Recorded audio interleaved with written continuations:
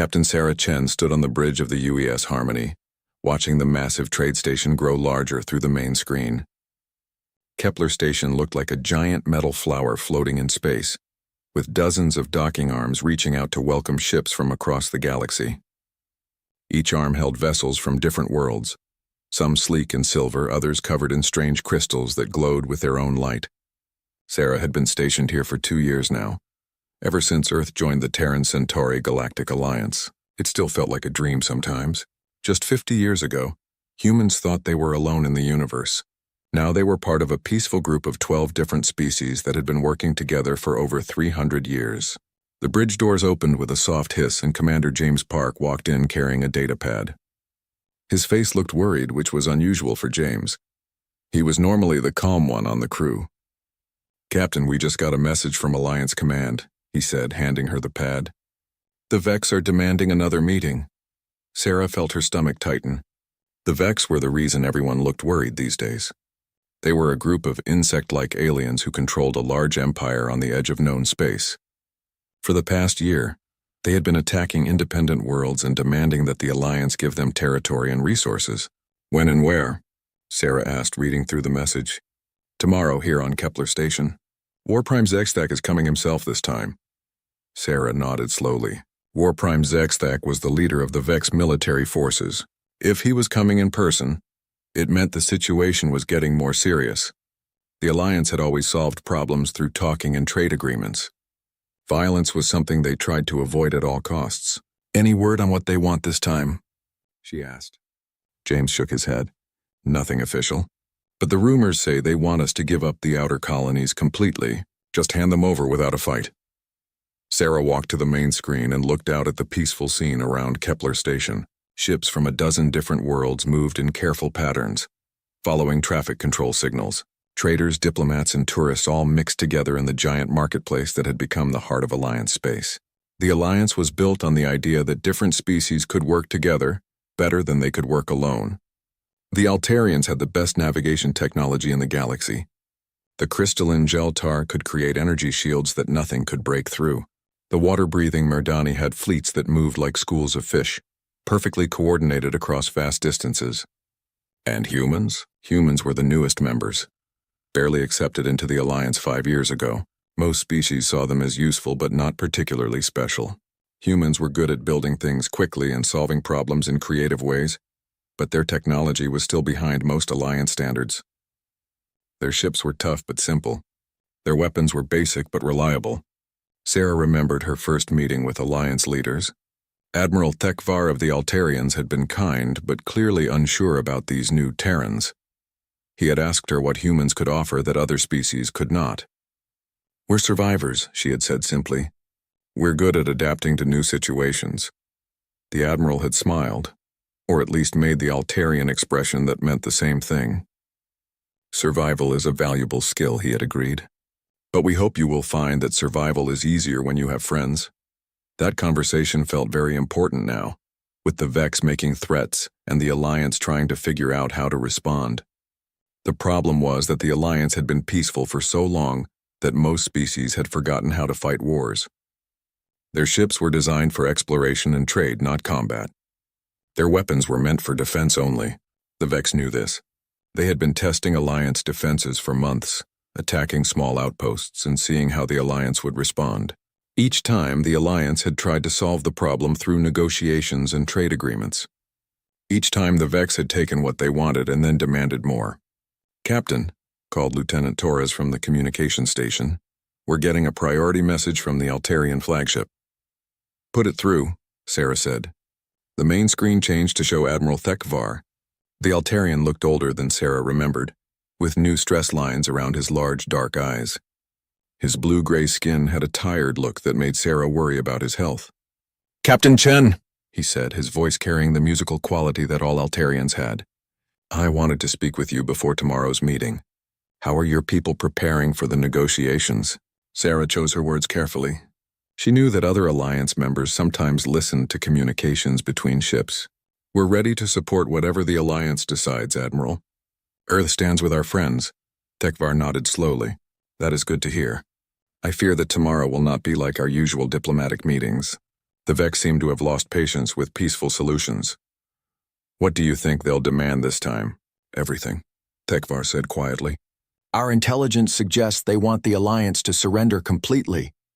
They see our peaceful nature as weakness. Sarah felt a chill run down her spine. And if we refuse? Then I fear we may finally see what the Vex do to worlds that oppose them.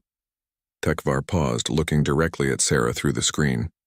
Captain, I know that humans are still new to our alliance, but I want you to know something. The Altarian people consider Earth to be our closest friends. Whatever happens tomorrow, please remember that. The connection ended, leaving Sarah staring at a blank screen. She had a feeling that Admiral Tekvar was trying to tell her something important, but she could not figure out what it was. The next day, the main conference room on Kepler Station was filled with representatives from all Alliance species. Sarah sat with the small human delegation, watching as beings of different shapes and sizes took their places around the large circular table. Some breathed air like humans did. Others wore special suits filled with water or other gases their bodies needed. When War Prime Zethak entered the room, the temperature seemed to drop. The Vex leader was nearly 3 meters tall with a hard shell that looked like black metal. His forearms ended in claws that could probably cut through steel, and his large compound eyes seemed to look at everything at once. Behind him came a group of smaller Vex warriors, all armed and dangerous-looking. Alliance leaders, Zethak said, his voice coming through a translator device. I come with a final offer of peace. The Alliance president, an elderly Jeltar named Crystal Singer Veltar, responded with the calm dignity her species was known for. We welcome all peaceful discussions, War Prime. What terms do you propose? Zethak's laugh sounded like metal scraping against stone. Terms you misunderstand. I offer you the chance to surrender your outer territories to the hegemony without bloodshed. In return, we will allow your core worlds to continue existing under our protection. Protection from what? Asked Admiral Tekvar. From us, Zethak said simply. Your alliance has grown soft over the centuries. You have forgotten that space is dangerous, filled with predators. We are offering to be your predators instead of your destroyers. Crystal Singer Veltar's crystal body began to glow with the anger that Jeltar rarely showed. The Alliance does not negotiate with threats, War Prime. We suggest you reconsider your approach. Zethak turned his huge head toward the human delegation. His compound eyes focused on Sarah, and she felt like a small animal being studied by a hungry beast. And what do the pet mammals think, he asked. Do the Terrans have an opinion on matters of war? Sarah stood up slowly, feeling the attention of the entire room. We think, she said carefully, that threats are usually made by those who are afraid of fair fights. The room went completely silent.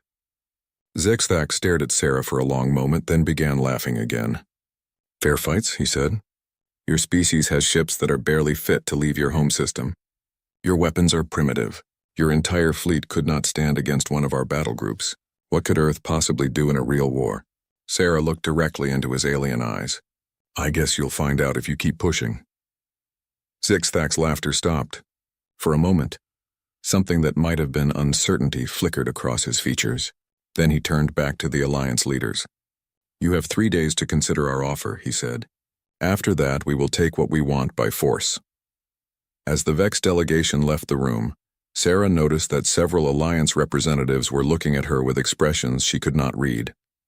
She had a feeling that her words might have consequences she had not intended, but as she thought about Admiral Tekvar's friendship and the peaceful life the Alliance had built together, she realized she meant every word she had said. The Vex wanted to find out what humans could do in a war. Sarah just hoped they were ready for the answer. 3 days passed in tense silence. Alliance leaders worked around the clock, trying to find a peaceful solution to the Vex demands. Some suggested giving up the outer colonies to save the core worlds. Others wanted to fight. But their military advisors painted a grim picture of Alliance defenses against Vex forces. Captain Sarah Chen spent those days coordinating with Earth Command, sending reports and receiving instructions through encrypted channels. The human government was taking the threat seriously, but like the rest of the Alliance, they seemed to believe that diplomacy would eventually win out. Sarah was on the bridge of the Harmony when everything changed. It was Lieutenant Torres who first noticed the problem. Captain, I'm reading massive energy signatures across multiple sectors. Something big is happening. Sarah moved to the sensor station and looked at the displays. What she saw made her blood turn cold. Hundreds of Vex ships were dropping out of hyperspace at 7 different Alliance worlds simultaneously. This was not a negotiation or a show of force. This was a coordinated attack designed to hit the Alliance's strongest defenses all at once. "Get me Alliance Command," Sarah ordered. Priority channel. The main screen filled with chaos. Admiral Kesk of the Merdani was shouting orders while water sprayed from damaged pipes behind him. His flagship was clearly under attack. "All Alliance vessels," he was saying. "The Vex have launched simultaneous assaults on Zeltar Prime, Merdani Deep, Altair Colony, and 4 other worlds. We are coordinating defensive responses, but they have overwhelming numbers." Sarah watched in horror as the tactical display showed the scope of the Vex assault. They had not just brought large fleets. They had brought the right kinds of weapons for each target. At Zeltar Prime, they were using quantum disruptor cannons that could break through the crystalline being's famous energy shields. Against the Merdani underwater cities, they had deployed pressure bombs that could crush even the deepest ocean habitats. "They've been planning this for months," Commander Park said quietly. "They studied each species and figured out exactly how to hurt them the most." The worst reports came from the Rim worlds, where smaller Alliance colonies had no real defenses at all. The Vex were not taking prisoners or demanding surrender. They were simply destroying everything they found, turning entire settlements into burning ruins from orbit. Over the next 6 hours, Sarah and her crew watched the Alliance's military forces get systematically destroyed. The Vex strategy was brutally effective. They had identified the most dangerous Alliance species first and focused all their firepower on eliminating them completely. The Zeltar, masters of defensive technology, were overwhelmed by weapons specifically designed to bypass their shields. Their beautiful crystal cities, which had stood for thousands of years, cracked and fell like broken glass. The Merdani fleets, famous for their perfect coordination, found themselves fighting swarm attacks that came from too many directions to handle. Their ships, designed to work together like a single organism, became confused and easy targets when the Vex jammed their communication networks. But the worst news came from Tau Ceti Prime, the Altarian homeworld. Sarah was trying to coordinate rescue missions for Alliance survivors when Lieutenant Torres called out from his station. "Captain, incoming transmission from Admiral Thekvar. Audio only, very weak signal. Put it through," Sarah said immediately. The bridge speakers crackled with static. Then Admiral Thekvar's voice came through, broken and desperate. "This is Admiral Thekvar of the Altarian Defense Fleet," he said. "Tau Ceti Prime is under massive orbital bombardment. We have lost our shield generators and our shipyards. The Vex have brought planet-killer weapons." Sarah felt her hands clench into fists. "Admiral, can you evacuate the population?" "Negative," Thekvar replied. "They are jamming our transport systems. We have 2.3 billion civilians trapped on the surface." His voice cracked slightly. "Captain Chen, I need you to know that the Altarian people have always considered humanity to be our truest friends in this alliance. Please remember us. Please remember this day." The transmission dissolved into static. Then the sensors detected something that made everyone on the bridge go silent. The massive energy signature of Tau Ceti Prime was changing, growing brighter and more chaotic. "They're glassing the planet," whispered Torres. "The Vex are destroying the entire surface." Sarah stared at the sensor readings, watching as a world that had been home to billions of Altarians turned into a ball of molten rock. Admiral Thekvar, who had welcomed humanity into the Alliance with kindness and friendship, was gone. His people, who had shared their navigation technology freely with other species, were gone. Their ancient culture, their art, their music, all of it was disappearing in a cloud of superheated atmosphere. "Captain," Park said softly, "we're getting reports from the other attacked worlds." Sarah forced herself to listen to the updates, even though each one felt like a knife in her heart. 5 of the 12 Alliance species had been completely wiped out in less than 12 hours. The Corathans, peaceful traders who had never hurt anyone, were extinct. The singing crystals of Velnash, whose music could heal emotional wounds, would never be heard again. Entire civilizations had been erased as if they had never existed. 2 more species had surrendered after seeing what happened to the others. The hexapods of Rigel and the plant beings of Garden World had sent messages of complete submission to the Vex, begging for mercy. The remaining Alliance forces were scattered and demoralized.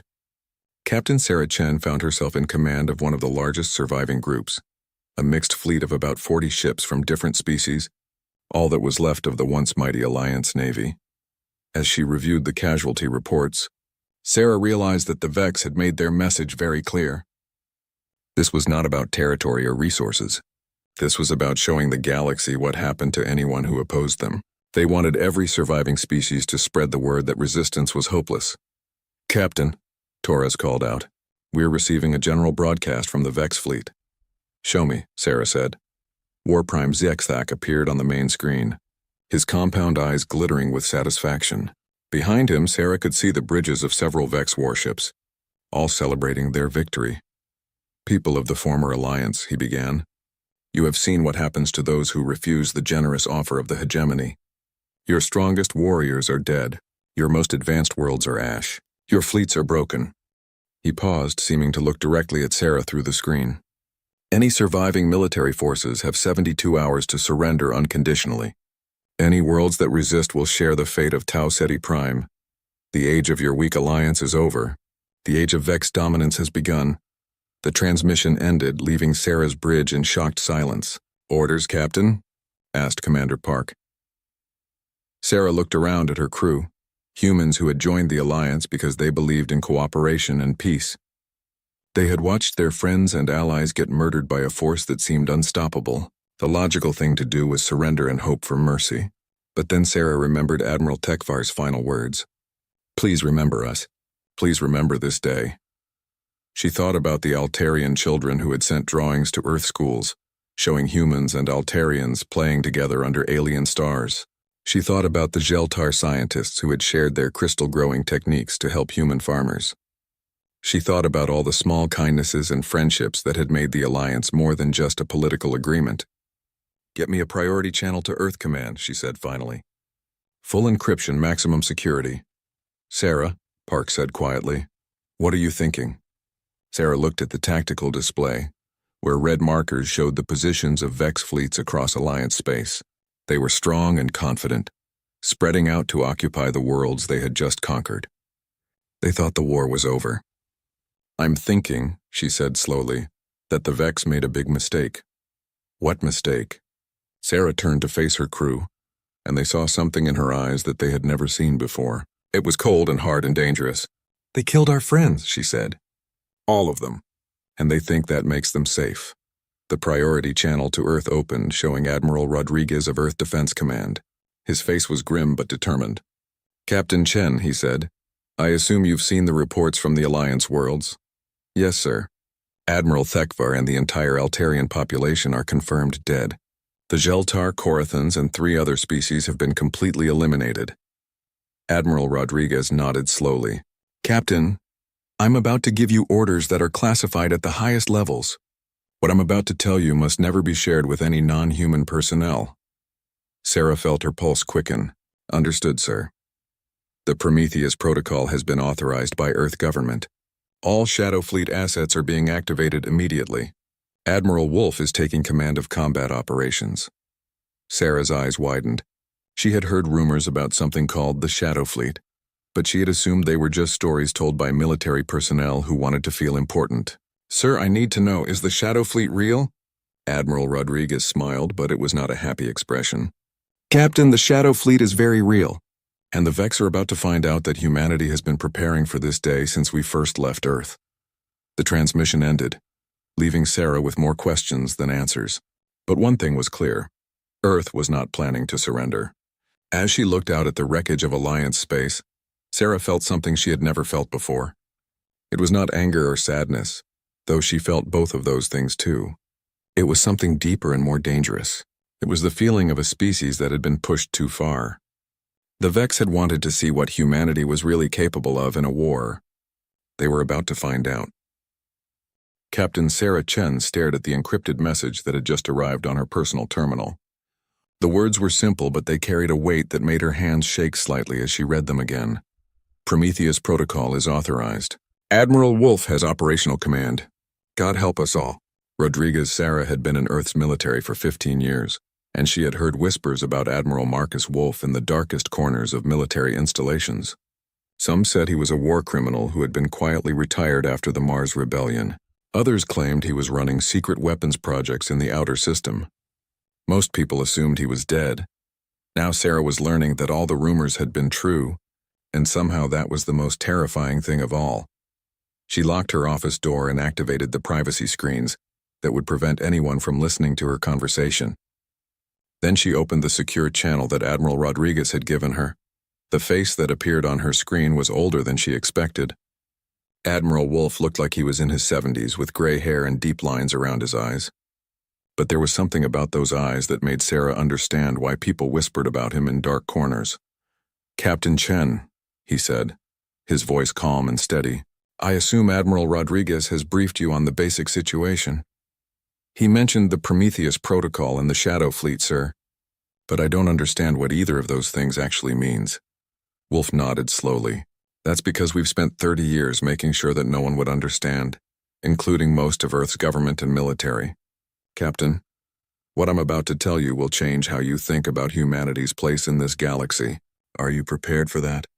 Sarah thought about Admiral Thekvar and the burning ruins of Tau Ceti Prime. "Yes, sir.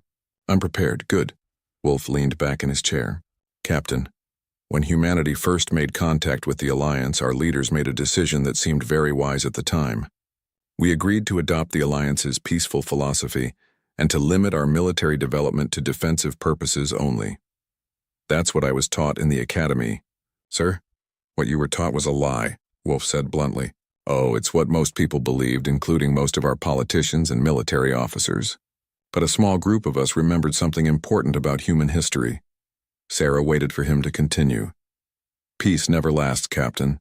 Throughout human history, every period of peace has eventually ended in war, and the societies that survive are the ones that prepare for war even during peacetime."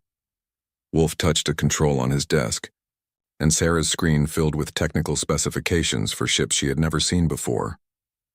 They looked nothing like Alliance vessels with angular designs that seemed built for one purpose only. While the Alliance was teaching us about cooperation and trade agreements, a select group of Earth's military and industrial leaders were developing what we called the Shadow Fleet. Ships that were never officially built, using technology that was never officially developed, crewed by people who officially don't exist. Sarah studied the ship designs with growing amazement. These were not the peaceful exploration vessels that Earth had been building for Alliance service. These were pure warships, designed with every weapon system and defensive technology that human engineers could imagine. "How many ships?" she asked. 847 combat vessels, Wolf replied, plus support ships, manufacturing facilities, and research stations. We've been building them in the dark spaces between star systems, using resources that were officially listed as lost to mining accidents or equipment failures. Sarah felt like the universe had suddenly become a much more dangerous place. "Sir, why wasn't I told about this? Why isn't this information shared with Alliance Command?" Wolf's expression became very serious. "Because, Captain, these ships violate 17 different Alliance treaties on weapons development. The Shadow Fleet represents humanity's darkest military technologies. We have weapons that the Alliance banned centuries ago, defensive systems that most species would consider acts of war just to possess." He changed the display to show a massive vessel that dwarfed anything Sarah had ever seen. It was black as space itself, with weapon emplacements that looked like they could crack planets. "This is the ANS Wrath of Terra, the flagship of our Dreadnought Squadron. She carries planet-killer weapons, Captain. The kind of weapons that could turn Tau Ceti Prime into an asteroid field with a single shot." Sarah stared at the image, trying to process what she was seeing. "Sir, if we have this kind of firepower, why didn't we use it to help the Alliance?" "Because using it would have meant revealing it," Wolf replied. "And revealing it would have meant explaining to our Alliance friends that humanity never really abandoned its warlike nature. We just hid it better than anyone imagined." The implications hit Sarah like a physical blow. The Alliance would have expelled us.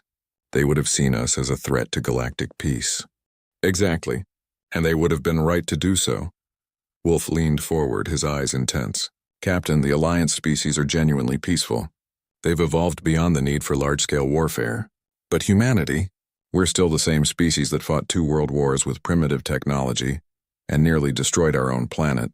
We joined the Alliance hoping to become more like them, but we never stopped being what we are." Sarah thought about all the Alliance friends she had made over the years. Admiral Thekvar, who had trusted humanity completely. The Geltar scientists who had shared their most advanced technologies without hesitation. They had welcomed humans as fellow beings of peace and cooperation. We lied to them, she said quietly. All this time we've been lying about who we really are. Yes, Wolf agreed. And now they're dead because we weren't there to protect them with the weapons we kept secret. The weight of that statement settled over Sarah like a heavy blanket. The Alliance had fallen because its strongest member had been hiding its true strength, too afraid of rejection to reveal what it could do. What's the plan now, sir? Wolf's smile was cold and sharp. Now, Captain, we stop pretending to be something we're not. The Vex wanted to see what humanity looks like in a real war. They're about to get exactly what they asked for. The display changed again, showing fleet movements and battle plans that took Sarah's breath away. The Shadow Fleet was already moving into position, using stealth technology that would keep them hidden until they chose to reveal themselves. Our intelligence indicates that the Vex have spread their forces across Alliance space to occupy the worlds they conquered. Wolf continued. They think the war is over, so they're not expecting a counterattack. That's going to be their first mistake. What's their second mistake? Sarah asked. Wolf's expression became deadly serious. They killed our friends, Captain. They murdered billions of beings who trusted humanity to protect them. The Vex think that makes them strong, but they don't understand what they've actually done. What have they done? They've reminded humanity that we're not actually a peaceful species, Wolf said. We're predators who learn to cooperate. And when our pack is threatened, we become something that the galaxy hasn't seen for a very long time. Sarah looked at the battle plans again, noting the level of detail and preparation that had gone into them. How long have you been planning this? 30 years, Wolf replied. Ever since we first learned about the Vex and their expansion patterns, we knew that eventually someone would challenge the Alliance's peaceful philosophy with pure force. We just didn't know it would cost us so many friends. The conversation was interrupted by an alert signal. Wolf checked his displays and nodded with satisfaction. Captain, the first phase of our operation is about to begin. I'm sending you new orders and access codes that will allow you to coordinate with Shadow Fleet assets. Your ship will serve as a liaison between our forces and any surviving Alliance vessels. What should I tell the Alliance survivors about the Shadow Fleet? Wolf considered this for a moment. Tell them the truth, Captain. Tell them that humanity has been preparing for this day since we first left Earth. Tell them that we kept secrets because we were afraid they wouldn't accept us if they knew what we really were. He paused, looking directly at Sarah through the screen. And tell them that we're sorry it took the death of their worlds to make us stop hiding who we are. The transmission ended, leaving Sarah alone with the knowledge that would change everything. She thought about Admiral Thekvar's final message, asking her to remember him and remember the day the Alliance died. She would remember, and she would make sure that the Vex remembered too. An hour later, Sarah stood on the bridge of the Harmony looking out at what remained of the Alliance fleet. 43 ships from 6 different species, all that was left of a civilization that had lasted for 3 centuries. Captain, Commander Park said quietly, Earth Command is asking for an update on our status. Sarah took a deep breath. It was time to stop lying to her friends. Open a general channel to all Alliance vessels, she ordered. I need to tell them something important. The main screen filled with faces from different worlds, Merdani admirals with their gill slits fluttering nervously, hexapod commanders who had surrendered and then changed their minds, plant beings whose leaves rustled with anxiety. Alliance commanders, Sarah began, I need to inform you that Earth has been keeping secrets from our allies. Important secrets about our military capabilities. The alien faces showed confusion and concern. They trusted humanity even now. For the past 30 years, Earth has been secretly developing advanced weapons and warships in violation of Alliance treaties. We have a hidden fleet that we call the Shadow Fleet, with technology that most Alliance species would find frightening. The confusion turned to shock and betrayal. Sarah could see the hurt in their eyes, and it made her want to cry. We kept these secrets because we were afraid you would reject us if you knew that humanity had never really abandoned its warlike nature. We wanted to be like you, peaceful and civilized, but we never stopped being what we are. An old Merdani admiral spoke up, his voice carrying the sadness of his species. Captain Chen, Are you telling us that humanity has been lying to the Alliance for 3 decades? Yes, Sarah said simply. We have, and I'm sorry for that. But I'm also telling you that the Vex made a terrible mistake when they killed our friends. She looked directly into the camera, knowing that her words would be recorded and remembered. The Shadow Fleet is real. Our weapons are real, and we're about to show the Vex what humanity looks like when we stop pretending to be civilized. As the shocked faces of her allies filled the screen, Sarah felt something she had never felt before. It was the feeling of a species that had finally decided to stop hiding from itself. The Vex had wanted to see humanity at war. They were about to get their wish. War Prime ZXTHAC stood in the command center of his flagship, the Dominant Claw, watching his forces spread across the conquered Alliance territory. His compound eyes gleamed with satisfaction as reports came in from occupied worlds. The resistance had been even weaker than he had expected. War Prime, his communications officer, reported, "The human survivors are still broadcasting surrender requests. Should we respond?" ZXTHAC made the chittering sound that passed for laughter among his species. "Let them wait. I want them to understand their complete helplessness before we decide their fate." He had been particularly pleased with the destruction of Tau Ceti. Prime, the Altarians had always been the most respected species in the Alliance, and their complete annihilation had sent exactly the message he wanted. No world was safe from Vex power. No species was too valuable to destroy. War Prime called his tactical officer. "I'm detecting hyperspace signatures at the edge of the Vex-controlled zone. Multiple contacts moving fast." ZXTHAC moved to the sensor station with the fluid grace that made Vex warriors so dangerous in close combat. "Show me." The tactical display lit up with red markers indicating unknown ships dropping out of hyperspace. ZXTHAC studied the readings with growing interest. The ships were large and moving in tight formation, but their energy signatures were unlike anything in the Vex databases. "Are these the remaining Alliance forces?" he asked. "Negative, War Prime. These signatures don't match any known Alliance vessel types, and there are too many of them. I count over 200 ships in the first wave." ZXTHAC felt the first stirring of unease. The Alliance was broken and scattered. Where could such a large fleet have come from? "Open a communication channel," he ordered. "I want to know who dares to approach Vex territory." The main screen filled with the image of a human face, but this was not the frightened diplomatic captain he had met days earlier. This human was older, with gray hair and eyes that seemed to look right through him. Behind the human, ZXTHAC could see the bridge of a warship unlike anything he had ever encountered. "I am Admiral Marcus Wolf of the Earth Shadow Fleet," the human said, his voice calm and steady. "You are War Prime ZXTHAC of the Vex hegemony." "I am," ZXTHAC replied, his confidence returning. "And you are trespassing in territory that now belongs to the hegemony. Withdraw immediately or be destroyed." The human's expression did not change. "War Prime, 3 days ago your forces murdered 2.3 billion Altarians. You glassed their homeworld and broadcast their deaths across the galaxy as a message of terror. The Altarians chose to resist the inevitable," ZXTHAC said. "Their fate serves as a lesson to others who might make the same mistake." "Yes," Admiral Wolf agreed. "It does serve as a lesson, but I don't think you understand what lesson it teaches." Before ZXTHAC could respond, his tactical officer called out in alarm. "War Prime, more ships are dropping out of hyperspace. Hundreds of them. They're surrounding our positions." ZXTHAC spun to look at the tactical display and felt his confidence begin to crack. The red markers were multiplying rapidly, showing human ships appearing in every sector of Vex-controlled space. These were not the simple exploration vessels that humanity had shown to the Alliance.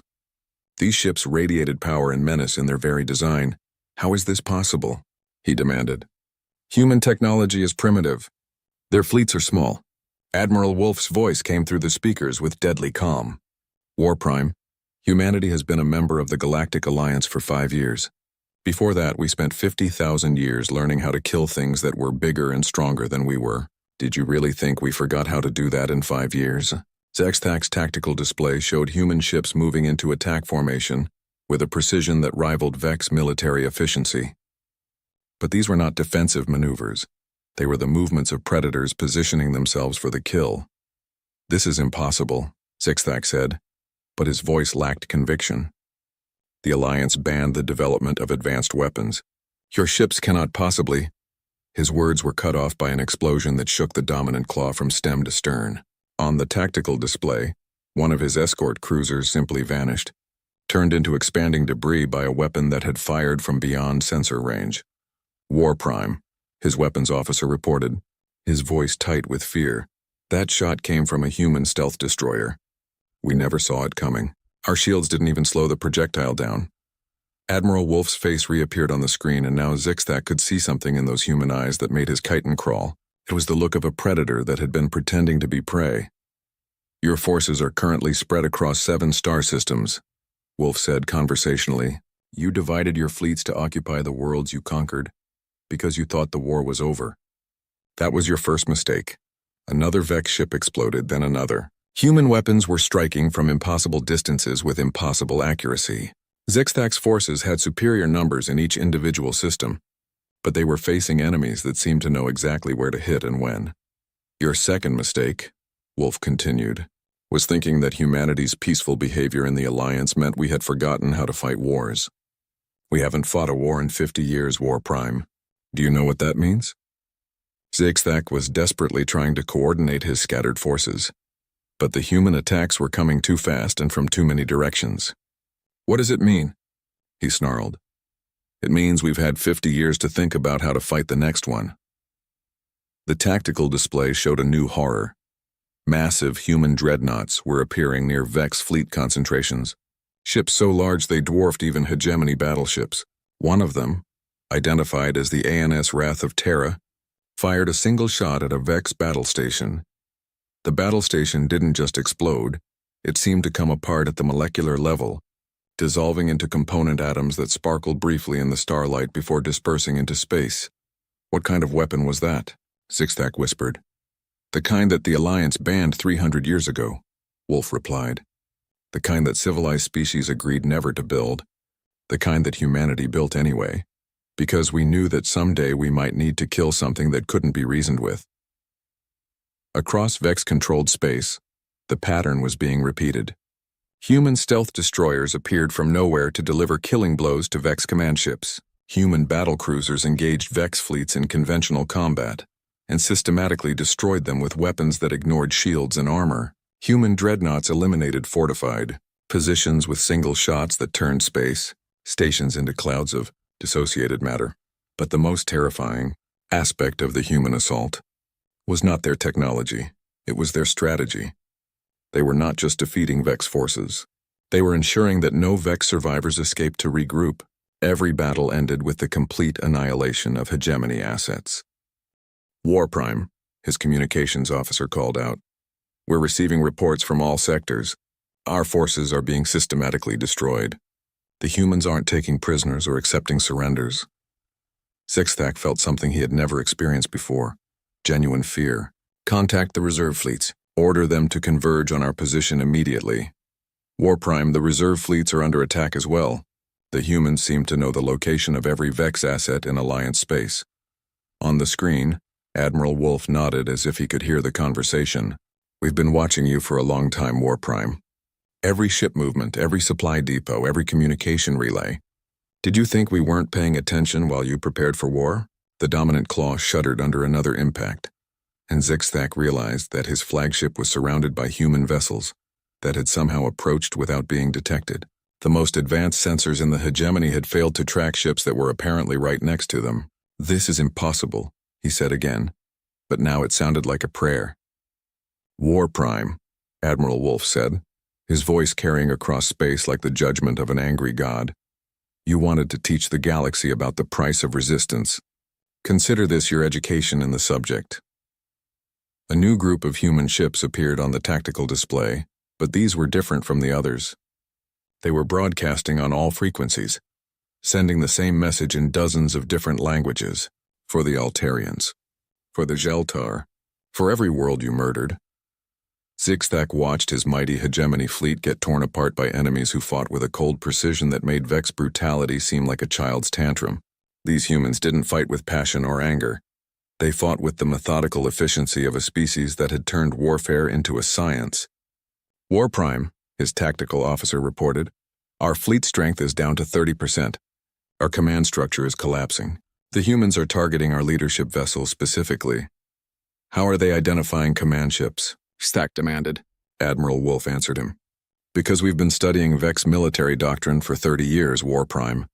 We know how you think, how you fight, how you organize your forces. We know which ships carry your commanders and which ones carry your supplies. We know which systems you'll try to retreat to and which weapons you'll use when you're desperate. The truth hit ZXTAC like a physical blow. You've been planning this. All along you've been planning to fight us. Not you specifically, Wolf corrected, but someone like you. Someone who would mistake kindness for weakness and cooperation for cowardice. Someone who would force us to show the galaxy what humanity looks like when we stop pretending to be civilized. Another massive explosion lit up, space as a human dreadnought eliminated. An entire Vex squadron with weapons that turned matter into energy. ZXTAC's fleet was dying around him, and there was nothing he could do to stop it. War Prime, his communications officer said quietly. Incoming message from the human fleet. They're offering terms for surrender. ZXTAC almost laughed at the irony. 3 days ago, he had been the one offering surrender terms to a broken alliance. Now he was the one facing complete destruction. What are their terms? He asked. Admiral Wolf's face appeared on the screen one final time.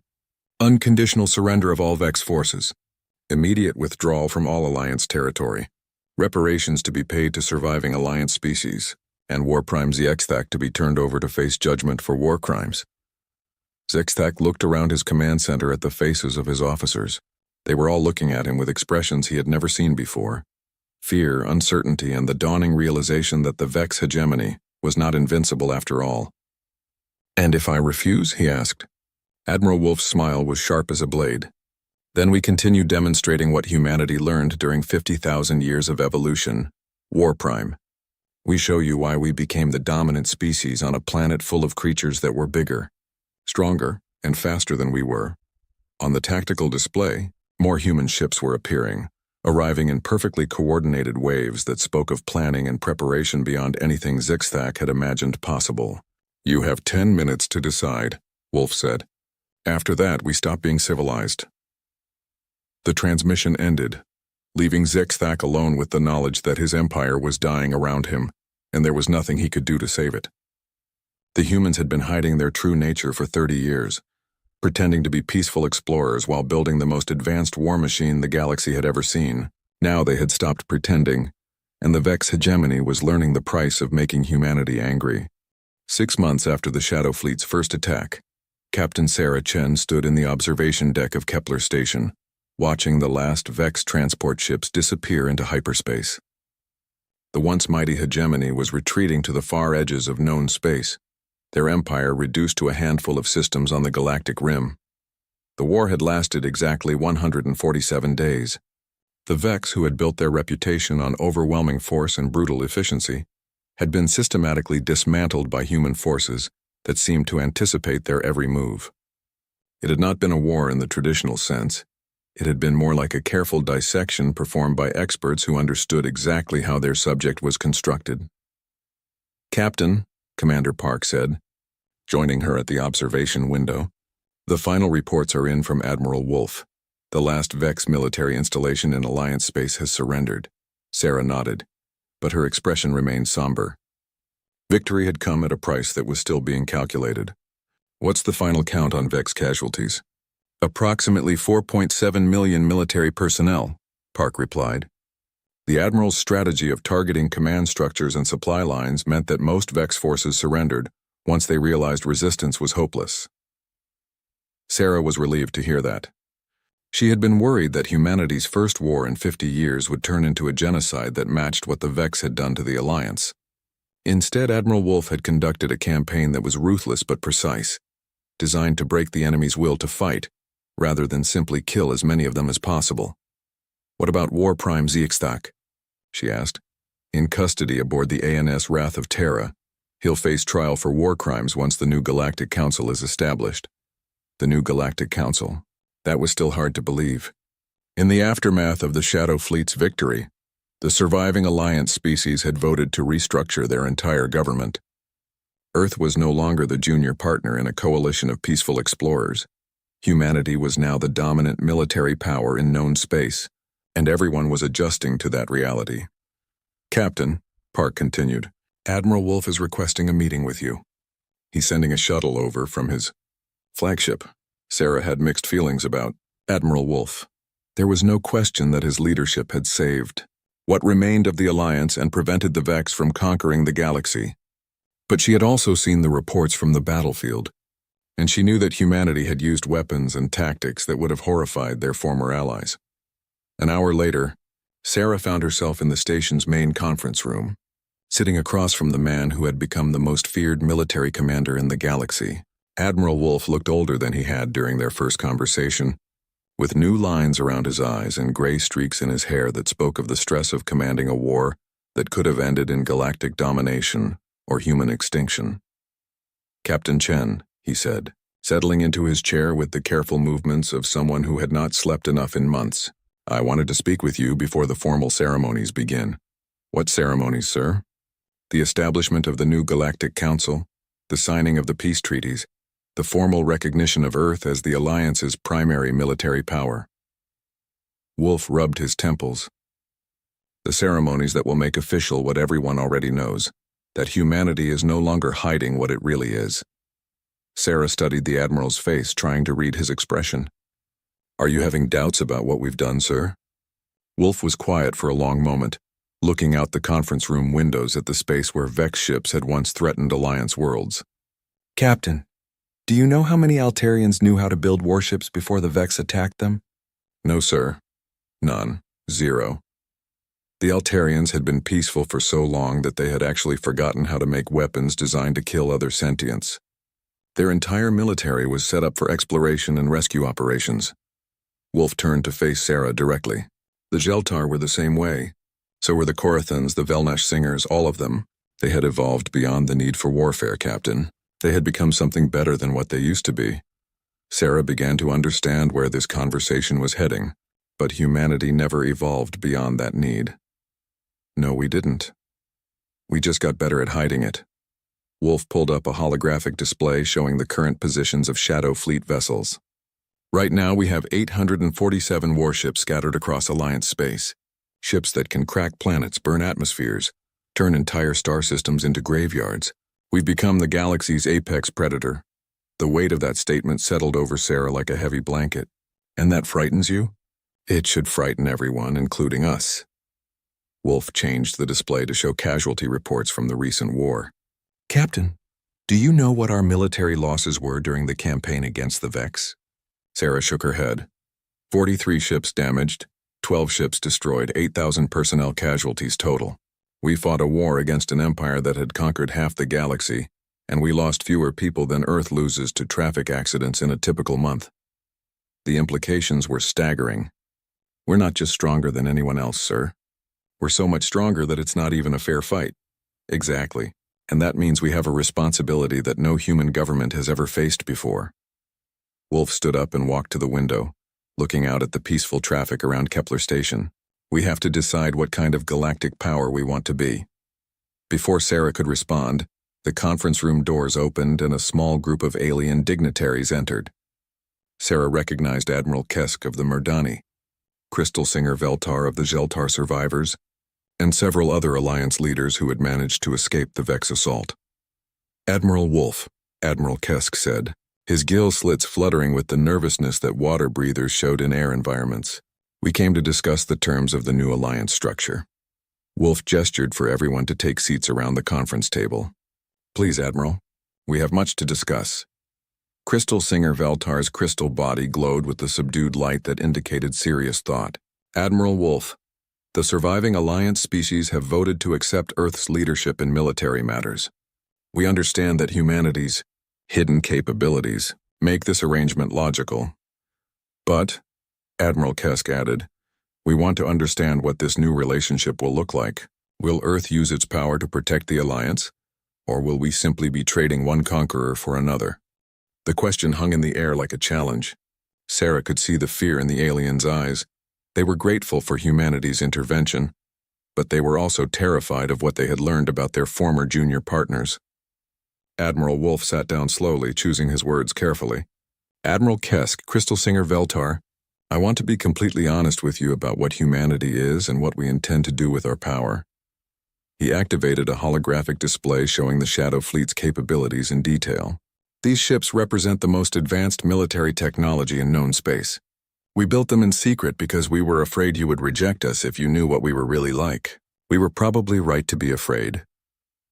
The alien leaders studied the display with expressions that ranged from awe to horror. Some of the weapon systems showed capabilities that violated every principle of civilized warfare.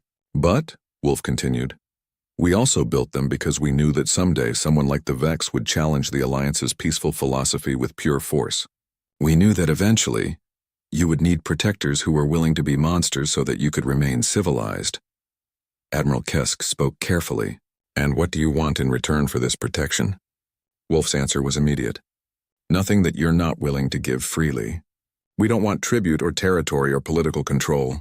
We want what we've always wanted. To be accepted as members of a galactic community that believes in cooperation and mutual support. But, Crystal Singer Veltar said, you're so much stronger than the rest of us. How can there be real cooperation when one partner has such overwhelming power? Sarah found herself speaking before she realized it. Because we remember what it felt like to watch our friends die while we were too afraid to help them. The room went quiet. Sarah looked around at the faces of beings whose species had been nearly exterminated, while humanity hid its true capabilities. We lied to you for 30 years, she continued. We pretended to be weak when we were strong, peaceful when we were dangerous. And because of our lies, billions of Altarians died. The Geltar homeworld is a tomb. Entire civilizations were erased while we debated whether to reveal our secrets. Sarah stood up, feeling the weight of representing her entire species. We can't bring back the dead, but we can make sure their deaths meant something. We can build a galaxy where beings like the Vex know that attacking peaceful species means facing humanity's full wrath. Admiral Wolf nodded approvingly. Captain Chen is right. The new alliance will be different from the old one. It will be protected by beings who are willing to do terrible things to preserve peace. But it will still be an alliance, a voluntary association of species who choose to work together for mutual benefit. Crystal Singer Veltar's glow shifted to a warmer hue. And if we choose not to join this new alliance? Then you'll be free to go your own way, Wolf replied. We won't force anyone to accept our protection, but we also won't allow anyone to threaten the species that do choose to work with us. The negotiations continued for several hours, but the basic framework was established in that first meeting. The new Galactic Alliance would be a voluntary confederation protected by human military power. Earth would not rule the galaxy, but it would defend it against anyone who tried to conquer it. 3 months later, Sarah stood on the observation deck of a new space station, built in orbit around the dead world of Tau Ceti Prime. The station served as a memorial to the species that had been lost in the Vex assault, and as a reminder to the galaxy of what happened to civilizations that threatened the Alliance. She was not alone. Admiral Tekvar's daughter, one of the few thousand Altarian survivors, stood beside her. Tekvar the Younger had been off-world when her homeworld was destroyed, and she now served as the Altarian representative to the new Alliance Council. Captain Chen, she said, her voice carrying the musical quality that all Altarians possessed. Do you think we made the right choice? Accepting humanity's protection, I mean. Sarah thought about that question carefully. I think we made the only choice that made sense. The galaxy is a dangerous place, and peaceful species need protectors who are willing to be dangerous when necessary. But are you worried about what humanity might become? You have so much power now. Sarah looked out at the memorial gardens visible through the station's transparent sections. Flowers from a dozen different worlds grew there, including earth roses that had been planted in memory of Admiral Tekvar and his people. Every day, she admitted. But I'm more worried about what happens if we don't use that power responsibly. The Vex are gone, but there will be others like them. There always are. Tekvar the Younger nodded slowly. My father used to say that the price of peace is eternal vigilance. I never understood what he meant until now. He was a wise being, Sarah said, and he was right to trust humanity, even when we didn't trust ourselves. As they stood together in the memorial station, watching ships from many worlds travel peacefully through space that had once been a battlefield, Sarah reflected on how much had changed. Humanity was no longer the junior partner in a galactic alliance. They were the protectors of a new order built on the foundation of species working together by choice rather than necessity. It was not perfect. Some species remained afraid of human power, while others resented humanity's dominant position. But it was stable, and it was growing stronger each year as new worlds chose to join the alliance rather than risk facing the galaxy's dangers alone. The Vex had wanted to teach the galaxy about the price of resistance. Instead, they had taught the galaxy about the value of having friends who were willing to fight for you. And in the end, that lesson had proven to be far more powerful than any weapon humanity had ever built. The galaxy was learning to live with the knowledge that somewhere in the darkness between the stars, human ships patrolled the void, ready to remind anyone who threatened the peace why Earth's species had become the dominant predators on a planet full of creatures that were bigger, stronger, and faster than they were. It was a lesson that most beings hoped they would never need to learn firsthand. But for those who did need to learn it, humanity was ready to teach them. After all, they had been practicing for 50,000 years. The alarm on the medical ship Mercy blared loudly. Dr. Olivia Grant looked up from her patient, a small alien child with blue skin and 3 eyes. The child belonged to a species called the Trillians, peaceful traders who had been caught in the crossfire of border disputes. "What's happening?" Olivia asked, not taking her hands away from the wound she was closing. Nurse Peter Adams checked the ship's communication panel. "Captain Miles says we have unknown vessels approaching. Nothing to worry about yet, but he's put us on alert." Olivia nodded and returned her attention to her patient. The Earth Relief Corps had been responding to medical emergencies across the galaxy for 3 years now, ever since Earth joined the Galactic Coalition. Humans had quickly earned a reputation as excellent medical providers. Something about human biology and training made them especially good at treating many different alien species. The Mercy was one of 12 medical ships Earth had sent into space. Its mission was simple: respond to distress calls and heal the wounded, regardless of species or political alliance. They were strictly neutral in all conflicts. The child on her table whimpered. Olivia smiled reassuringly. "Almost done, little one." "You're very brave," she said, knowing the translator pinned to her white medical uniform would convert her words. The ship rocked suddenly. Captain Ethan Miles's voice came over the speaker system. "All medical personnel, secure your patients. We have Vraxian warships approaching at high speed. This is not a drill." Olivia felt her heart rate increase. The Vraxians were a warrior species known for their aggression. They had been expanding their territory for decades, but they had never directly attacked Coalition medical vessels before. "Peter, help me secure him," Olivia said. Together, they stabilized the child's bed as the ship's artificial gravity fluctuated with evasive maneuvers. Alan Dawson, the ship's tactical specialist, burst into the medical bay. His face was grim. "Doc, we need to evacuate. The Vraxians have targeted us specifically. They're not just passing by." "That doesn't make sense," Olivia said, checking the child's vital signs on her medical tablet. "We're clearly marked as a medical vessel. We have no weapons." Alan's face was serious. "That seems to be exactly why they're targeting us." The ship rocked again, harder this time. The lights flickered. Captain Miles's voice returned, now strained. "All personnel, get to escape pods immediately. This is not a drill. The Mercy has been critically damaged." Olivia looked around the medical bay at the 20 patients under her care. Most were too injured to move quickly. "We'll need help evacuating." "The patients," she said to Alan. Alan nodded and called for backup, but his face showed doubt. Over the next 10 minutes, the medical team worked frantically to move patients toward the escape pods. The ship continued to shake as Vraxian weapons hit their shields. Olivia carried the Trillian child herself, refusing to leave any patient behind. As they reached the escape pod section, a massive explosion rocked the ship. Olivia fell to her knees but kept the child protected in her arms. "They've breached the main engine room," Alan reported after checking his tactical pad. "We have minutes at most." Captain Miles appeared in person, his uniform torn and a cut bleeding on his forehead. "Final evacuation order. Everyone into pods now." Olivia handed the child to another nurse and turned to the captain. "Are all the medical bays clear?"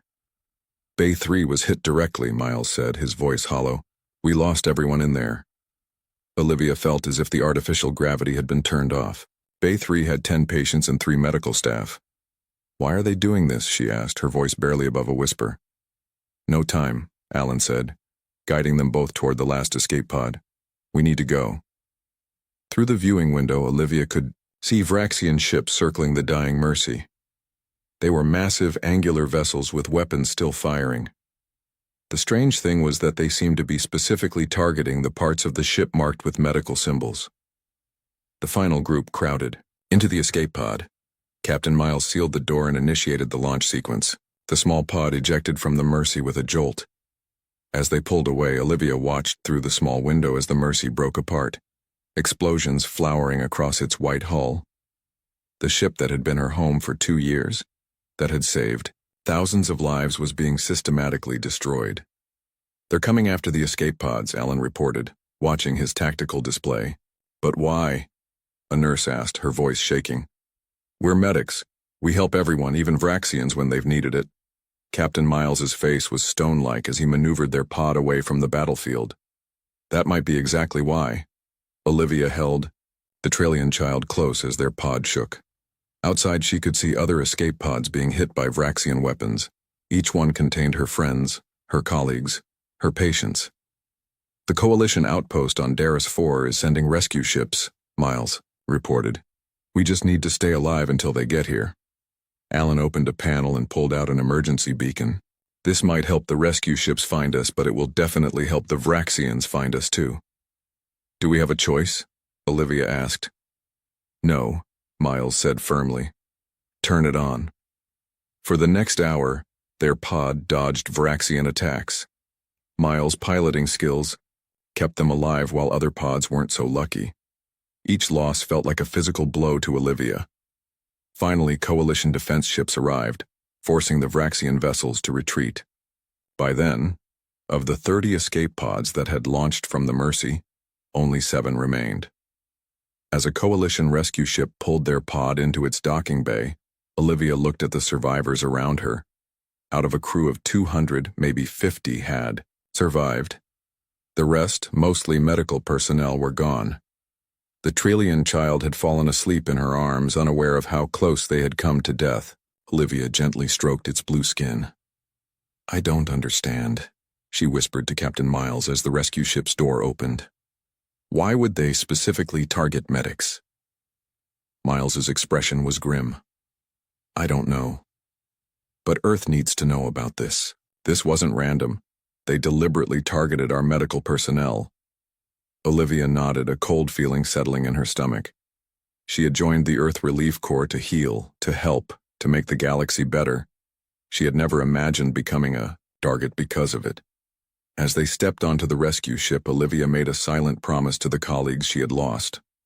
She would find out why this had happened, and somehow she would make sure it never happened again. Earth needed to know. The healers had been targeted. And for the first time in her life, Olivia Grant, a doctor who had sworn to do no harm, found herself thinking about how humanity might strike back. The Earth Defense Force headquarters in Geneva was packed with officials. 3 weeks had passed since the attack on the Mercy. The room was silent as the final casualty numbers appeared on the large screen. 153 dead. 127 of them medical personnel. Admiral Paul West stood at the podium, his gray uniform crisp but his eyes tired. Behind him sat the survivors, including Dr. Olivia Grant, Captain Miles, and Alan Dawson. This was not a random attack, Admiral West said. The Vraxians specifically targeted our medical ships and personnel.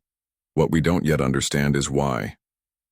Dr. Sofia Rodriguez, Earth's leading xenobiologist, stepped forward. She was a small woman with intense eyes that missed nothing. We've analyzed the attack patterns, she said. The Vraxians ignored military targets to strike medical facilities.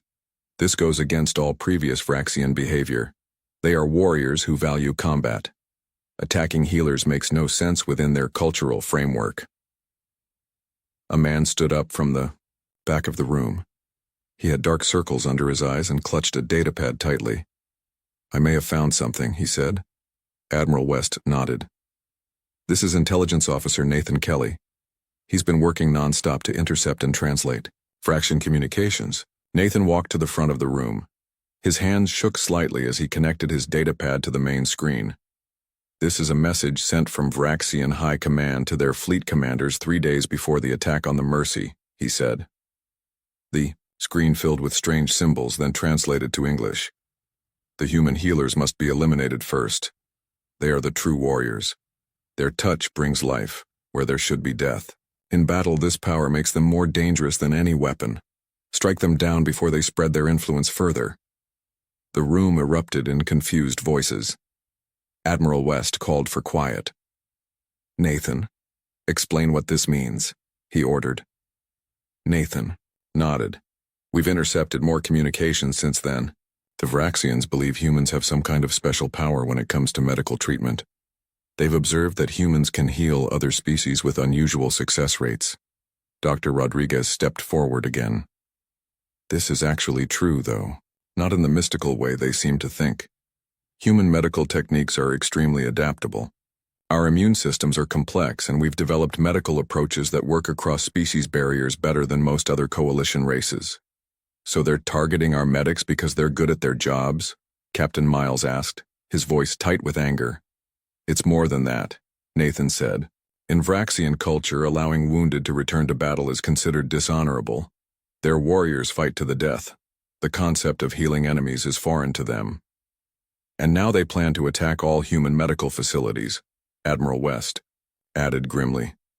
We've detected Vraxian fleet movements near 3 other medical outposts. From the survivors section, a woman stood up. Her hands trembled and her eyes were red. Lisa Daniels had been a nurse on the Mercy. They didn't just attack us, she said, her voice breaking. They hunted us. I watched them target escape pods with medical staff first. They scanned for our biomarkers. They knew exactly who they were killing. The room fell silent as Lisa wiped tears from her face. My entire medical team is gone, she continued. We were there to help everyone, including Vraxians. We treated 3 Vraxian soldiers last year when their scout ship was damaged. We saved their lives, and this is how they repay us. Dr. Grant reached up and took Lisa's hand, guiding her back to her seat. The room remained quiet for several moments. Finally, Admiral West spoke. The Coalition Council has been informed. They've condemned the attacks but are urging restraint. They fear escalation could lead to all-out war with the Vraxians. So we just let them murder our medics? Alan Dawson asked. No, the Admiral said firmly. Earth will not abandon its commitment to providing medical aid throughout the galaxy, but we will also not allow our people to be slaughtered. He pressed a button, and the screen changed to show a new ship design. This is the Guardian-class vessel. It will escort all medical ships from now on. We're also developing new defensive systems specifically designed to protect medical facilities. Dr. Grant studied the new ship. Unlike the sleek white design of medical vessels, the Guardian was angular and clearly armed. What does the Coalition say about this? She asked. They're divided, Admiral West admitted. Some species support us. Others fear it will only provoke the Vraxians further. Engineer Scott Bailey stepped forward next. He was young but had already proven himself a genius in defensive technology. The new shields we're developing will be focused specifically on protecting medical personnel, he explained. We've analyzed Vraxian weapons and created countermeasures. No medical ship or facility will be left undefended again. Dr. Grant thought about her colleagues who had died on the Mercy. They had been dedicated to saving lives, not taking them. But now Earth was building warships to protect its healers. As the meeting continued, Nathan Kelly approached Dr. Grant and handed her a datapad. There's something else you should see, he said quietly. Something we haven't told the others yet. Olivia looked at the pad.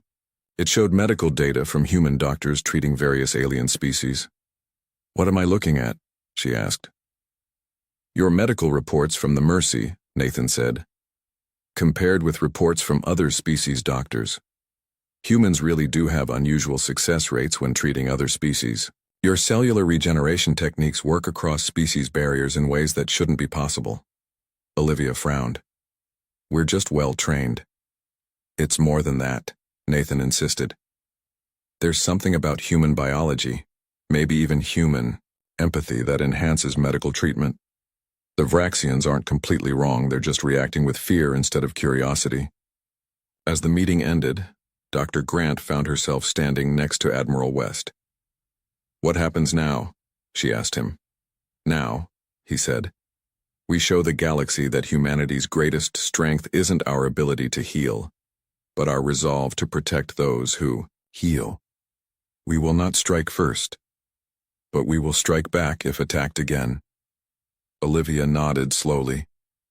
She had taken an oath to do no harm, but she had also watched her friends die because of that same commitment to helping others. As she left the meeting, she made her decision. She would return to space. She would continue to heal, but now she would also help humanity defend its right to be the healers of the galaxy. The Vraxians had made a terrible mistake. They had targeted Earth's medics, thinking them the greatest threat. They would soon learn they were right, but not in the way they expected. The new medical ship Hope sat in Earth's orbit, gleaming white against the darkness of space. Unlike its predecessor, the Mercy, this vessel was not alone. Beside it floated the darker, angular shape of the Defender, the first of Earth's Guardian-class ships. Inside the Hope, Dr. Olivia Grant walked through the medical bay, checking supplies. 6 months had passed since the attack on the Mercy. In that time, Earth had completely changed its approach to medical missions in space. "Dr. Grant, the new shield generators are online," said Scott Bailey. The young engineer had spent months designing the special protective systems that now surrounded every human medical facility. "How do they work?" Olivia asked, touching the wall where she knew one of the generators was hidden. Scott smiled.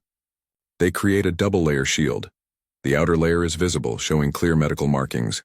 The inner layer is actually stronger and designed to protect against Vraxian weapons specifically." Olivia nodded. The familiar red cross symbol of Earth's medical tradition would still be visible. They would not hide what they were. General Rick Hammond entered the medical bay. He was a tall man with a serious face who now commanded all Guardian ships.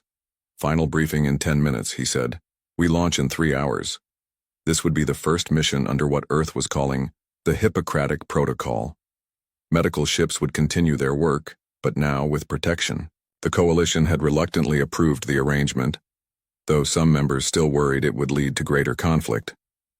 In the briefing room, Dr. Kevin Stone was presenting his latest research. He was a medical researcher who had been studying why human medical techniques worked so well across species. "It's in our cells," he explained, showing microscope images on the large screen. "Human cellular regeneration is unusually adaptive. When we treat other species, our medical techniques stimulate their natural healing at rates other species can't achieve." Maria Lopez, Earth's diplomat to the coalition, frowned. "This is exactly why the Vraxians fear us. In their culture, helping wounded enemies return to battle is seen as extending conflict unnecessarily." "We're not choosing sides in conflicts," Olivia reminded everyone. "We treat all wounded, regardless of species or politics." "The Vraxians don't see it that way," General Hammond said. "To them, a healer who treats everyone is simply prolonging the fighting." Kevin pointed to another set of images. "We can actually teach these techniques to other species. I've been training coalition doctors. They can't match our success rates yet, but they're improving." Olivia thought about this. "So we're not just protecting our medical teams, we're spreading our medical knowledge to others." "Exactly," Kevin said. "The best defense against the Vraxians' fear is to show that human medical science isn't some mysterious power, it's knowledge that can be shared." General Hammond stood up. "That's why this mission is so important. The Hope will not only provide medical aid, but will establish a teaching center at Outpost 7. Outpost 7 was on the edge of Vraxian space. Thousands of refugees from Vraxian expansion had gathered there. The medical needs were enormous. "The Vraxians will see this as a challenge," Maria warned. "Let them," Hammond replied. "We'll be ready." Later, as final preparations were made for launch, Olivia found herself in the observation lounge with Alan Dawson. He had given up his position as a tactical specialist to become the head of security for the Hope. "Do you ever wonder if we're doing the right thing?" Olivia asked, looking out at Earth below. "Bringing weapons alongside medicine?" Alan was quiet for a moment. On the Mercy, we had no chance. We were slaughtered because we couldn't defend ourselves. That won't happen again. But are we changing who we are? Olivia pressed. Humans have always separated healing from fighting. We're not fighting, Alan said. We're defending. There's a difference. A group of new medical staff entered the lounge.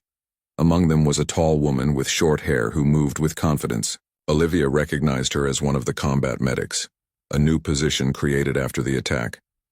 These were medical personnel trained in defensive tactics. They would not carry weapons that could kill, but they had tools to protect themselves and their patients if attacked. The woman noticed Olivia and approached. Dr. Grant, I'm Samantha Reed. It's an honor to serve with you. Olivia smiled. You're part of the first combat medic team, correct? Samantha nodded. We all volunteered. Many of us lost friends on the Mercy. What made you choose this role? Olivia asked. I became a doctor to save lives, Samantha said simply. Now I need to protect the lives of my medical team too. We can't heal anyone if we're dead. The ship's announcement system activated. Captain Frank Rogers spoke clearly. All personnel prepare for departure. Guardian Ship Defender has confirmed escort position. As the Hope pulled away from Earth, Olivia watched her home planet grow smaller. She thought about how much had changed. 6 months ago, human medics had been targeted and killed because of their ability to heal. Now they were returning to space, still committed to healing but no longer defenseless. At Outpost 7, the situation was worse than expected. The medical facilities were overwhelmed with refugees. Many showed signs of Vraxian weapons. Dr. Stone set up the teaching center immediately. Coalition doctors from 6 different species came to learn human medical techniques. Olivia worked alongside them, showing them cellular regeneration procedures that could be adapted to their own biology. Your methods are remarkable, said a Trillian doctor, the same species as the child Olivia had saved on the Mercy. We've never achieved healing rates like this. The knowledge belongs to everyone now, Olivia replied. 1 week into the mission, the alarm sounded. Vraxian ships had been detected approaching the outpost. On the Defender, General Hammond ordered defense positions. The Guardian ship moved to place itself between the approaching Vraxians and the Hope. They're scanning us, reported the sensor officer. They've identified the medical facilities. Raise shields, Hammond ordered.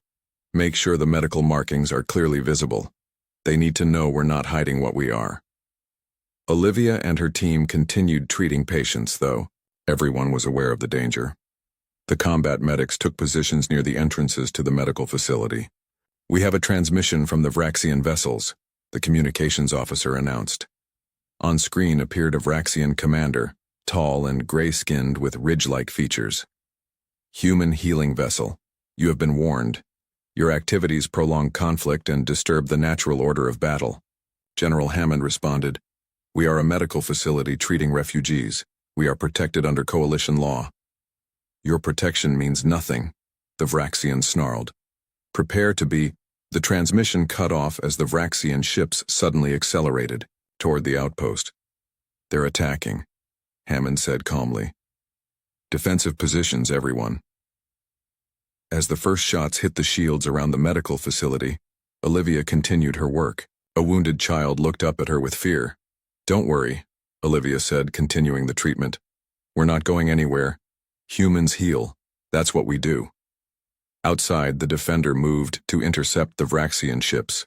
The battle for Outpost 7 had begun, and with it, humanity's new approach to maintaining their healing mission in a dangerous galaxy. The battle for Outpost 7 lasted 3 hours. When it ended, the Vraxian ships retreated, leaving behind damaged vessels and wounded warriors. The Defender had held its position, protecting the Hope and the medical facilities on the outpost. Commander, Sam Tucker stood on the bridge of the Defender, watching the Vraxian ships disappear into the darkness of space. They didn't expect us to be so well prepared, he said to his crew. Their tactics assumed we would run or surrender. On the outpost below, Dr. Emma Wright organized the medical response. As chief medical officer of the station, she had worked with Dr. Grant to implement the new defensive protocols. "We have wounded Vraxians who were left behind," she reported over the communication system. "Their ships abandoned them." General Hammond's voice came through clearly. "What is their condition?" "Critical," Emma replied. "They won't survive without immediate treatment." There was a pause before Hammond responded. "Treat them according to standard medical protocols, the same as any other patient." In the main medical bay, Olivia Grant heard this exchange and nodded to herself. Despite everything the Vraxians had done, despite targeting medical personnel specifically, humanity would not abandon its principles. Jack Collins, who led the security forces for the medical facility, approached Olivia with concern on his face. "Are we sure about this?" he asked quietly. "These are the same people who destroyed the Mercy, who killed our friends." Olivia looked at him steadily. "We treat all wounded, Jack. That's who we are. That's what they tried to destroy and what we're defending." Jack nodded slowly. "I'll post extra security around the Vraxian patients, not to threaten them, but to reassure the other patients." As the medical teams worked to save lives, including those of their enemies, the Defender maintained its guard, position above the outpost. Ben Harris, pilot of the new defensive drone system, monitored the space around them. "Commander Tucker," Ben called out. "I'm detecting unusual readings from the edge of the system." Tucker moved to his station. "Vraxian reinforcements?" "I don't think so," Ben replied. "The energy signature is different, and there's some kind of biological component to the readings." Tucker's eyes narrowed. "Biological? Alert the medical team, immediately." In the outpost medical center, Olivia was treating a Vraxian warrior when the alert came through.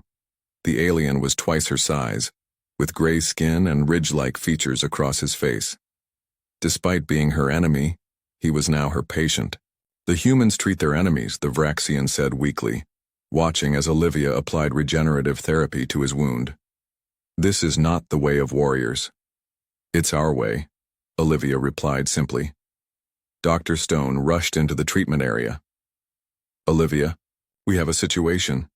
The Defender has detected what might be a biological weapon approaching the outpost." The Vraxian warrior's eyes widened. "The Purifier," he whispered. "It was our secondary attack plan." Olivia turned to him.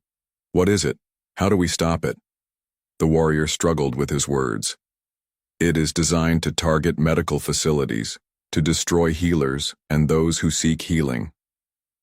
On the Defender, Ben Harris prepared the drone defense system. It had been created specifically to deal with threats that might target medical personnel. "Deploying drones now," he reported to Commander Tucker, creating a detection grid around the outpost. The drones, small automated craft with advanced sensors, spread out in a protective formation. Within minutes, they began sending back data. "It's definitely biological," Ben confirmed. "Some kind of engineered pathogen within containment pods. They're set to release once they reach the outpost atmosphere." Tucker made his decision quickly.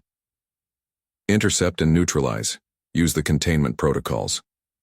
The drones changed formation, creating an energy field between them. As the Vraxian biological weapon entered this field, the drones fired precisely calibrated energy bursts. The containment pods began to break down, the pathogens inside destroyed before they could become a threat. In the medical center, Olivia and her team watched the drone defense on their monitors. "It worked," Dr. Stone said with relief. "The pathogen never reached us." The Vraxian warrior looked confused. "You had defenses ready. How did you know about this weapon?" "We developed it in secret."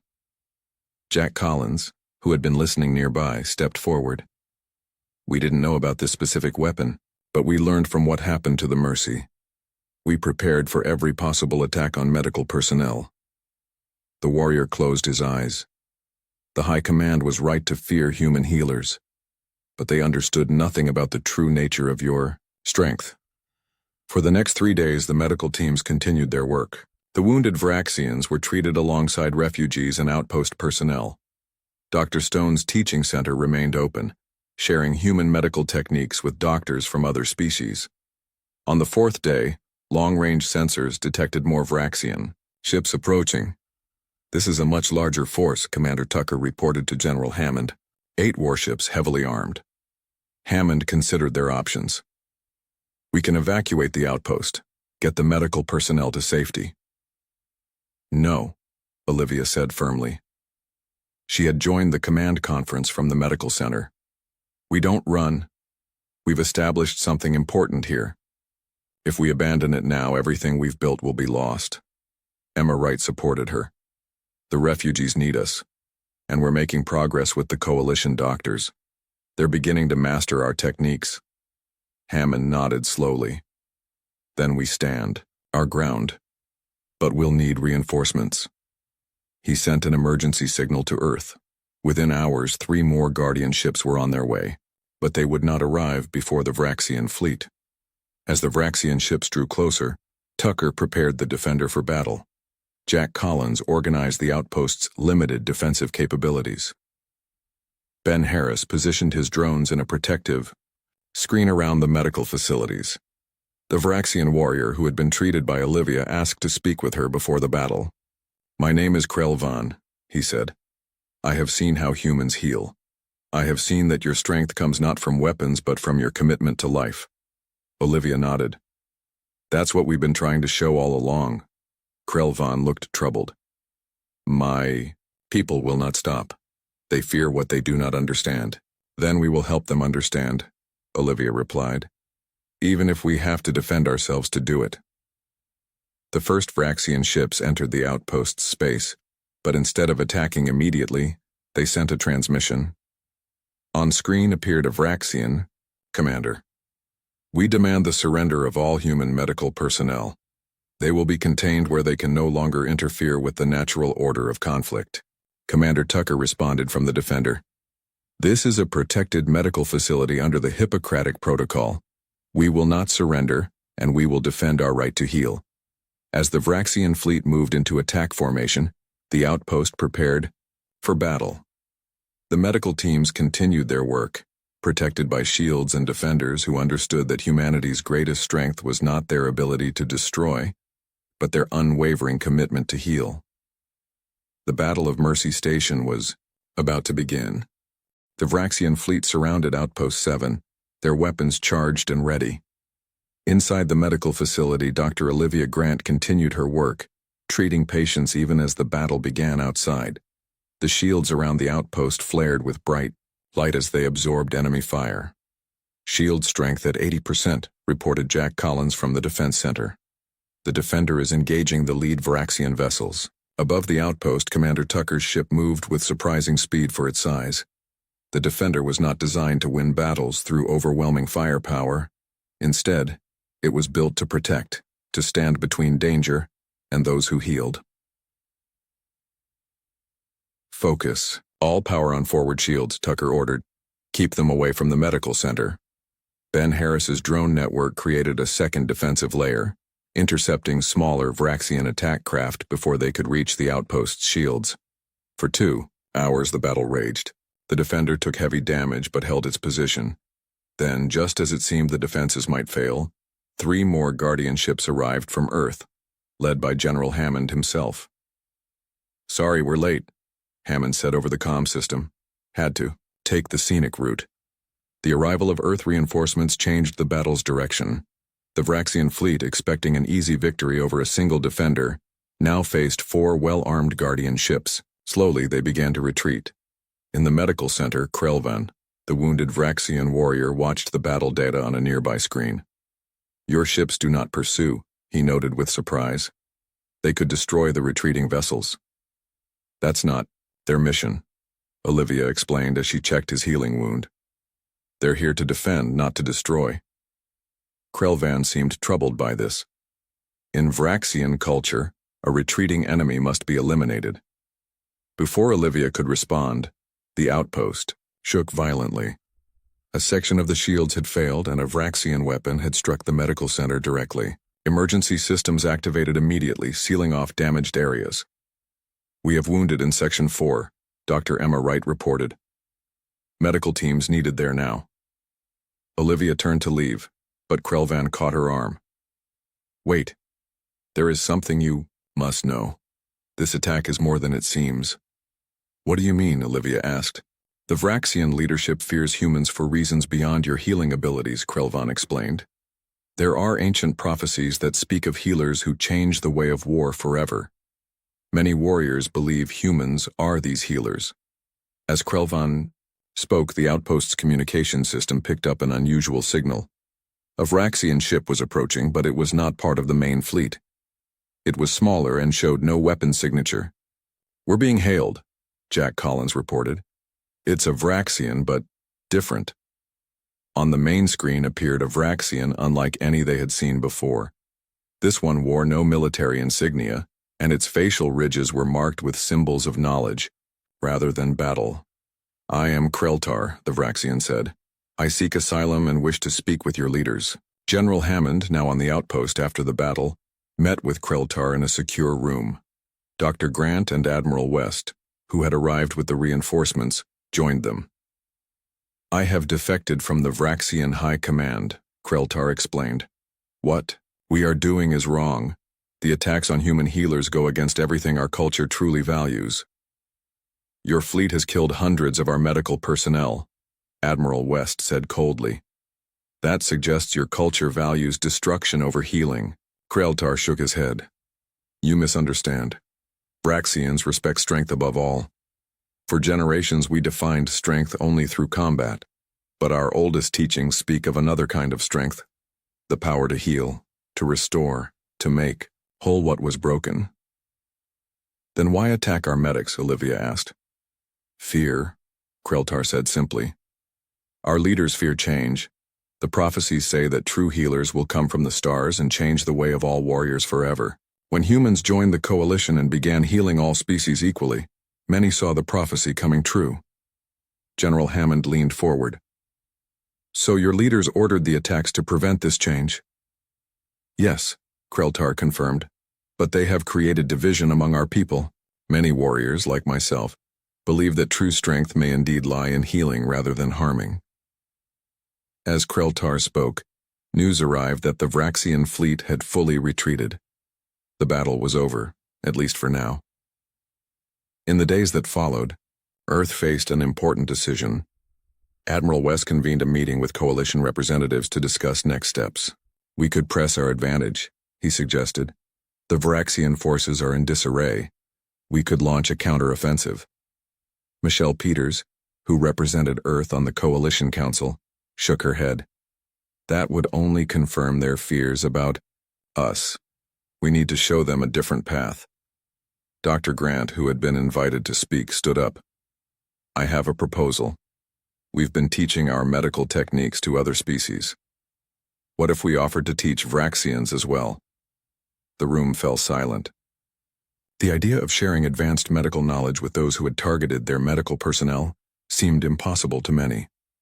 "Hear me out," Olivia continued. "Kreltar says many Vraxians already question their leadership's decisions. If we show them that our strength truly comes from healing, not from weapons, we might change their understanding." Kreltar, who had been granted observer status, spoke up. "There is a tradition among my people. When a warrior acknowledges a superior strength, they seek to learn from it. If humans offered to teach Vraxians your healing ways, many would respond with respect." Admiral West looked unconvinced. "And the attacks would stop?" "Not immediately from all factions," Kreltar admitted, "but it would create division in our society. More would question the wisdom of targeting healers." 3 months later, a new facility orbited Earth. The Galactic Medical Academy welcomed students from all coalition species, including a small group of Vraxians led by Kreltar. Dr. Kevin Stone served as its first director, with Dr. Grant heading the practical training program. On the Academy's opening day, Olivia found Krelvan among the Vraxian students. His wound had healed completely, and he now wore the simple uniform of an Academy trainee. "You chose to stay," Olivia noted with surprise. Krelvan nodded. "I have seen the strength in healing. I wish to learn this strength." Across the Academy, similar scenes played out. Former enemies now studied together, learning to save lives rather than take them. Guardianships still patrolled Earth's medical facilities, but they were increasingly seen as symbols of protection rather than aggression. In her office, Olivia looked at a memorial wall displaying the names of those lost on the Mercy. They had died because they were healers. Their legacy would be a galaxy that increasingly valued healing above conflict. A year later, the first Vraxian completed medical training. As he took the oath to preserve life, a new understanding began to spread throughout the galaxy. Humanity's greatest strength had never been in weapons or warfare. It had always been in their unbreakable commitment to healing, and in their willingness to defend that commitment at all costs. Earth had not simply struck back against those who targeted their medics. They had transformed the very nature of the conflict, turning enemies into students and fear into respect. And in doing so, they had fulfilled an ancient prophecy on a distant world, becoming the healers who changed the way of warriors forever.